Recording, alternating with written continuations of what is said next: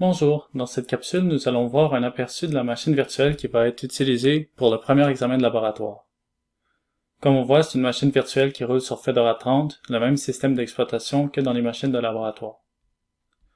La première chose à faire va être de sélectionner votre clavier favori. On voit ici qu'on a Français Canada, Anglais US, Français AZERTY et Canadien multilingue. Par la suite, vous allez devoir ouvrir l'énoncé, qui s'appelle examen1.pdf, qui est situé sur le bureau.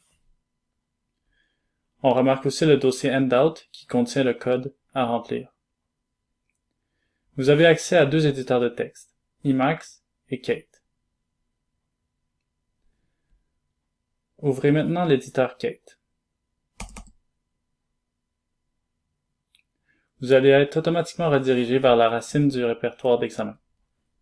On remarque ici qu'on a deux dossiers, section 1 et section 2, qui contiennent du code à remplir. On remarque également que les includes ne vous sont pas fournis. Ce sera donc à vous d'aller les trouver avec les manpage. Notez qu'il pourrait y avoir plus de deux dossiers de section. Vous avez sans doute déjà remarqué le terminal intégré, qui ressemble beaucoup à VS Code. Donc la première chose à faire, ça va être de se déplacer dans le bon répertoire. Donc Bureau, Handout et dans le dossier Source, SRC. On remarque ici qu'on a un script qui s'appelle evalue.sh.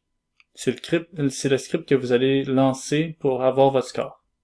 C'est l'équivalent du grade.sh du laboratoire. On remarque aussi que vous avez un dossier backup. En fait, il vous est toujours possible de faire un backup de votre code en entrant la commande make sauve.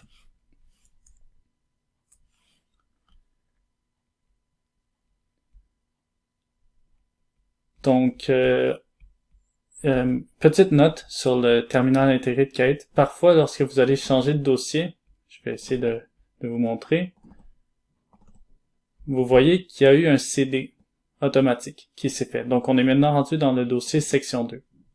Parfois, en double-cliquant sur un fichier qui appartient à un dossier, on va automatiquement être déplacé vers ce dossier. Il faut donc toujours s'assurer d'être au niveau de SRC.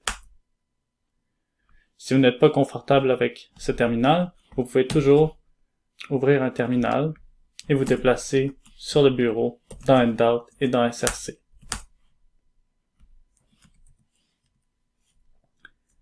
Donc, vous avez accès à toutes les manpages nécessaires pour l'examen. On peut voir ici un exemple avec printf.